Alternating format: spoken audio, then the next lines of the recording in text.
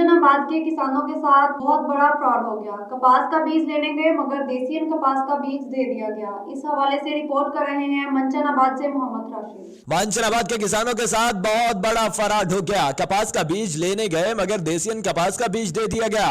जनाब साढ़े ते बहुत ज्यादती हुई है, किसानों ते साढ़े नाल ना ज्यादती इस तरह हुई है कि असी लैन गए कपास का बीज तो सानू देसी कपास दी गई है। इनदे विच साडा निजी कंपनी के डीलर की गलती या कुछ और। अगर जानबूझकर किसानों के साथ खिलवाड़ किया गया है तो ऐसे अनासर के खिलाफ कार्रवाई की जाए। न जाने कितने लोगों के साथ फरार किया गया होगा।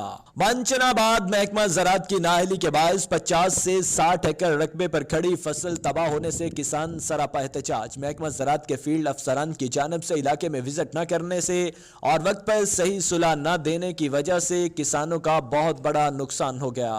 पाकिस्तान बनने से पहले का है तो यहाँ पर वो आकर साबित करें कि एक दफ़ा भी आकर ये काम किया है उन्होंने, क्या या चेक किया है, किसी को बताया है कि ये करना है या वो करना है?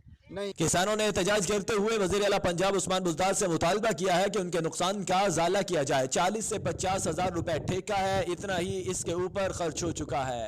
हाँ जी सर, असी कपास का बीज लैने गए थे, सानू देसन कपास का बीज दिता गया जे 40,000 ठेका 40,000 खर्चा उत्ते ते और जड़ा ना फसलों नुकसान इतना। मेड़ा में भी जाते हैं और उनको ये आगाही देते हैं कि जो भी महकमा ज़राअत की सिफारिश करदा टेक्नोलॉजी है उसको अप्लाई किया जाए ताकि ज़्यादा से ज़्यादा पैदावार ली जा सके और मुल्क को खुशहाल बनाया जा सके।